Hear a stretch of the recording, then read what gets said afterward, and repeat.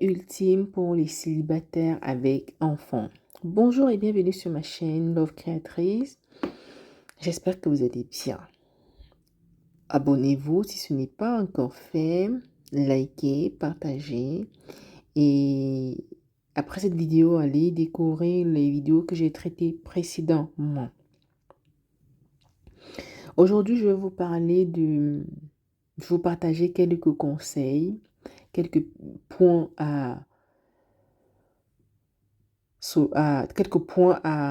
quelques interrogations, en fait, quelques points sur lesquels vous devriez réfléchir si vous êtes parent célibataire. Vous pouvez être parent, vous pouvez être papa solo, maman solo.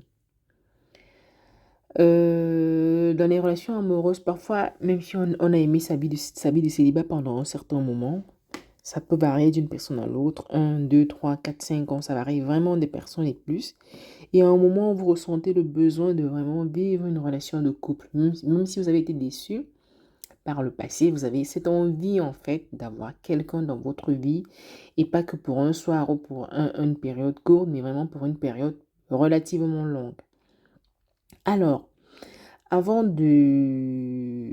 cela, je vous propose 3 conseils pour vous, pour votre situation, parce qu'il va de soi, hein, que trouver l'amour quand on est parent célibataire, vous n'avez pas les mêmes enjeux, les mêmes difficultés ou les mêmes défis que quand vous êtes célibataire tout court. Première des choses, c'est prioriser bien sûr l'équilibre entre votre vie amoureuse et votre vie parentale. En tant que parent célibataire, vous avez bien sûr une responsabilité parentale. C'est la raison pour laquelle, avant de vous engager dans une relation amoureuse, il est essentiel de vous assurer que vous avez trouvé un certain équilibre entre votre vie de parent, célibataire, solo, et vos besoins personnels. Pensez à vous assurer que vos enfants restent votre priorité principale, hein. Principale, après la vie de couple, c'est une priorité secondaire. Mais rassurez-vous que vos enfants ou votre enfant reste votre priorité principale et que toutes les relations que vous envisagerez respectent bien leur bien-être, leur sécurité affective, leur sécurité générale en fait, de façon globale.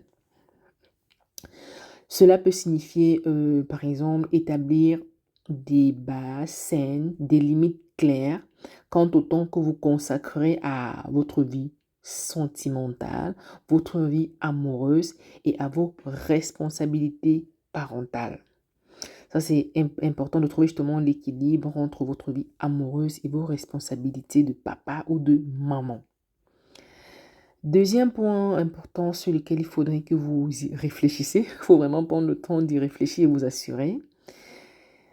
Rassurez-vous de communiquer ouvertement avec les partenaires potentiels, les potentiels partenaires, comme j'aime souvent dire, que vous rencontrez.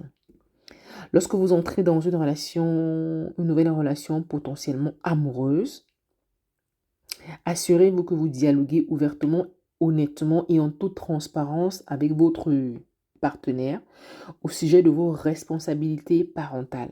Si vous avez 1, 2 enfants, si vous avez la garde alternée, la garde partagée ou la garde exclusive, comment vous organisez et tout.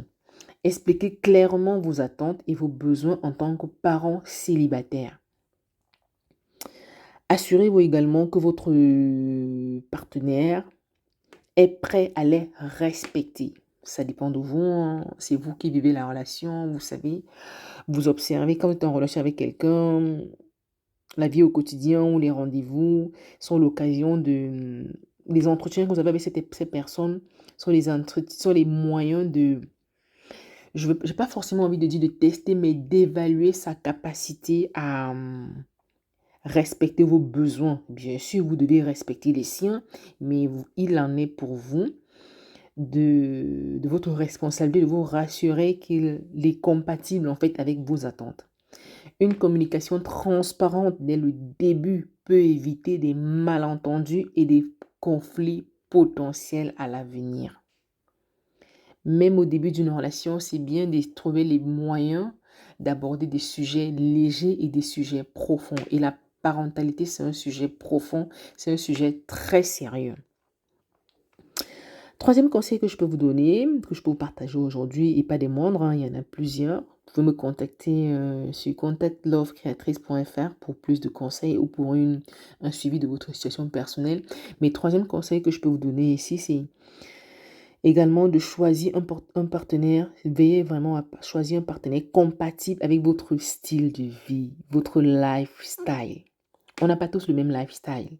On n'a pas tous les mêmes ambitions dans la vie. On n'a pas tous les mêmes objectifs, le lifestyle en fait de façon globale. Lorsque vous recherchez un amoureux, recherchez quelqu'un qui soit compatible avec votre lifestyle, votre style de vie en tant que parent célibataire. Cherchez quelqu'un, en fait, comment je peux dire ça, privilégier quelqu'un qui comprend et apprécie vos responsabilités de maman ou de papa et qui est prêt à s'engager dans une relation qui intègre harmonieusement votre famille.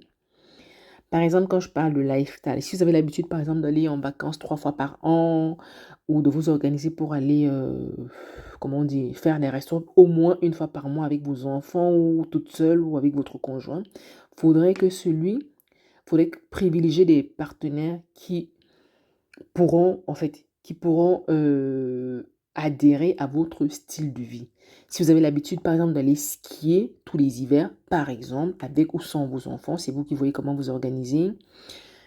Rassurez-vous que c'est une passion que partage votre potentiel partenaire. Sinon, c'est des choses qui peuvent souvent être source de désharmonie si votre partenaire ne peut pas faire preuve de concession. Après, c'est pas forcément à vous d'être obligé de faire des concessions tout le temps sur ce qui vous convient en vous. L'idéal, c'est de vraiment trouver quelqu'un de compatible sur un maximum de plans avec vous. Recherchez un partenaire qui a une attitude positive envers vos enfants. C'est très, très important et vraiment même capital. C'est pas la peine de prendre quelqu'un qui sera hostile face à votre enfant ou vos enfants. Donc, privilégiez un potentiel partenaire étant capable de cultiver une attitude positive envers vos enfants et qui soit prêt à s'investir dans votre vie familiale de manière respectueuse et équilibrée. Donc, en suivant vraiment tous ces 3 conseils, vous pouvez développer une relation amoureuse, saine et épanouissante tout en vous assurant du bien-être, de votre bien-être et celui de vos enfants en tant que parents célibataires. Je reprends les 3 principaux conseils que j'ai développés. Priorisez votre vie, votre équilibre, priorisez votre harmonie dans votre vie amoureuse et votre responsabilité parentale. Parents solo, maman solo. Communiquez de façon transparente et claire et précise, ouverte avec vos potentiels partenaires. Et enfin, privilégiez un partenaire ou une partenaire compatible avec votre lifestyle. Ça, c'est très, très important en tant que parent célibataire à appliquer. J'espère qu'elle vous aura plu cette vidéo. Si c'est le cas, likez, partagez. Est-ce que vous pensez à d'autres éléments qui sont importants d'autres pistes de réflexion importantes à mettre en jeu selon divers ordres? N'hésitez pas à nous les partager en commentaire et vous abonner si ce n'est pas encore fait. Et retrouvons-nous à une prochaine vidéo. Bye bye.